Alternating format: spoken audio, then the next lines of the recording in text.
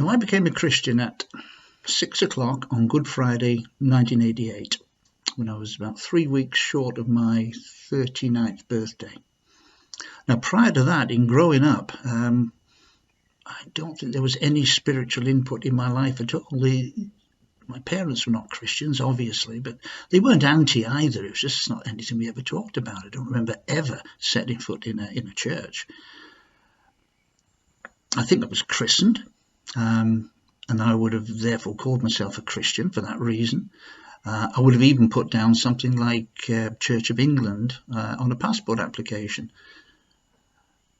But the whole idea of there being any kind of relationship with God just would have been bizarre. I did believe in God, but not for any kind of faith reason, but simply because it made more sense.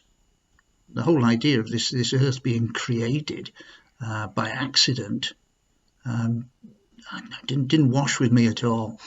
In the same way as, you're sitting in a building and it didn't happen by accident. Somebody designed it, somebody built it. But it doesn't mean you've got to have a relationship of any shape or form with the person who did that. So my attitude was, if there's God, fine. But he doesn't bother me and I won't bother him.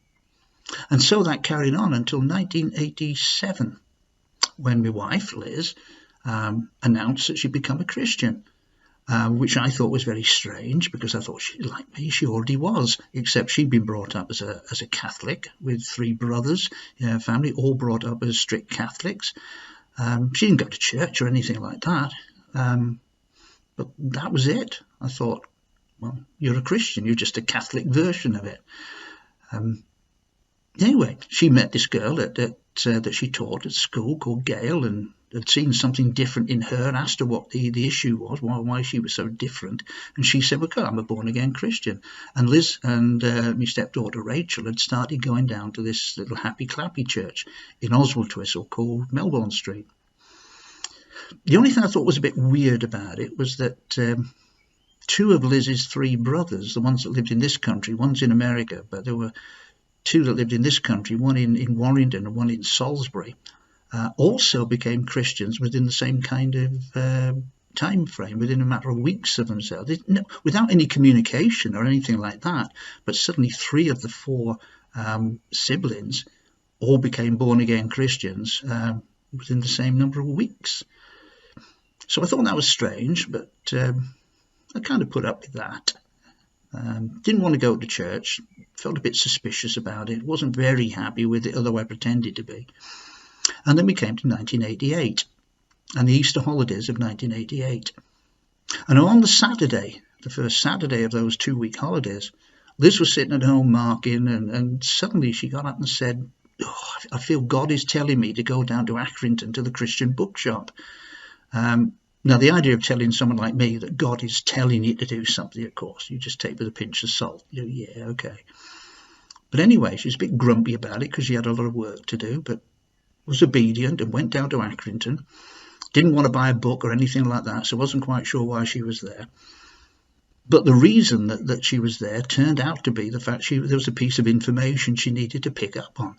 And that was the fact that there was a conversation going on in the bookshop about the Good Friday convention, because apparently at those days all the little Happy Clappy churches locally got together on Good Friday for a celebration at some big venue, and this year it was to be at a church called St John's in Great Harwood. So that was why she was there, picking up the piece of information. So she came back and said, I'd like to go to that. And then she conned me, good con though, and said, well, I don't think I'll be able to find my way there, because she was the driver. I didn't drive in those days. Would you come with me as a navigator? So I thought, yeah, all right, I'll do it. Because I was kind of curious about what these Christians were going to look like. I kind of expected them to be a bit freaky, a bit happy, clappy, hallelujah-ish. So I thought it might be interesting. So I went. So we get to Great Harwood on the Friday, go into the church, big stained glass window church, sat on the back row near the door. So if anybody got kind of heavy and wanted to pray or anything like that, I could leg it out the door quickly without making a fuss. And then the service began. There was some worship, and I quite liked that, because it was a bit livelier than the hymns I remember at school. I think there was some drama, and somebody got up to do a testimony. And then this guy got up to preach. Now, the whole meeting was organised by an evangelical team of youth workers and so on called the NET team. And this guy was a kind of leading member of the NET team, a guy called Dave Shaw, a young lad, Darwin evangelist. And he got up to speak, because it was Good Friday. He spoke on the subject of who is Jesus, about why Jesus came, what he suffered on the cross, the reason for that, the purpose in my life, that for all that stuff. In fact, what I was hearing, I didn't realise then, was the gospel for the first time. And when he started speaking, there was something strange, because up to that point I'd been sort of aware of what was going on around me, the stained glass windows, the people, you were looking around. But when Dave started speaking, and he spoke for about just over 20 minutes, it was like there was just me and him in the room. It's very strange. I was sitting at the back, and obviously he's at the front on the pulpit. But it was just like me and him, like a link between us. And Liz, unknown to me, is sitting on my right, holding her breath, pleased that I hadn't run for the door already, and praying like crazy. And I'm listening to Dave. And when he got towards the end of that, and he's building up to the conclusion, and what they call the altar call, obviously people responding to give their lives to Jesus and so on, he's coming into the last couple of minutes of that. I remember thinking, if this guy is wrong, if he's telling lies or it's just fiction, then I'm okay with it, because he's telling it well. I've enjoyed it. Don't resent that. Don't feel it's a waste of time, me coming here. But what I thought then was that if there is just the slightest chance that what he's saying is true, then it's a game changer. So I've got to know. And so, as he's coming to the end of this altar call, I remember saying to God, in my head, look, God, if you are real, then you're going to have to show me. And what's more, you're going to have to show me now. And that's when the clock hit 6 o'clock. And at that moment, God took my head apart. It's difficult to explain. I've thought of many ways of trying to explain all this. Because there were no flashing lights, no trumpets, no angels swooping about all over the place. I didn't feel the great hot flushes or fall over or burst into tears or anything like that.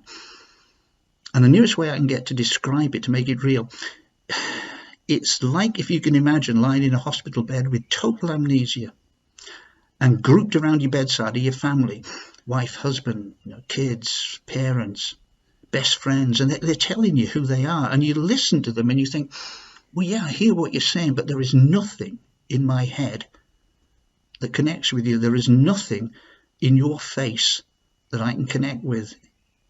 As far as I'm aware, I've never seen you before in my life. And then at that same moment, at that 6 o'clock moment, I don't know, something happens, you get a slap round the head, or something falls off a shelf and lands on your head, and whatever was disconnected in your head suddenly connects. And in that instant, you think, hang on, I know who you are. I know who you are.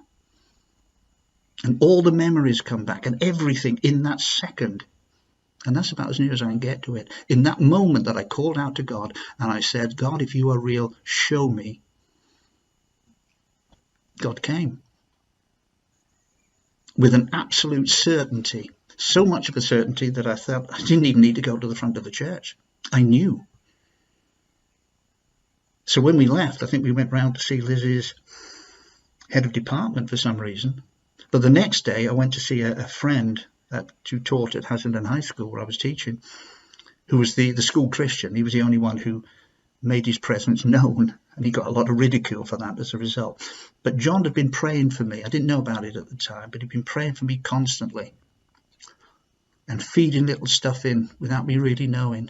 So I went round to see John, knocked on his door, opened the door. He took one look at me and said, "You know, don't you?" And I thought, yeah, I do. I know. And that was it. And it would be lovely to say that in the next 32 years that it's all been kind of amazing. And in a way it has. But I've made mistakes. I've walked away. I've got things right. You know, we've done some good stuff. We ran a Christian centre over in Nusden. We do prison work. We do celebrate recovery here at Grace and so on. But I've messed up big time in lots of ways. But I know that even in the midst of everything, every error, every slip, every dark moment, that knowledge that God implanted in me on that day at 6 o'clock on that Good Friday has never, ever left me and never, ever will. And I'm grateful for that. Very, very grateful for that. Because it sustained me through so much of the mess that I can manage to create in my own life.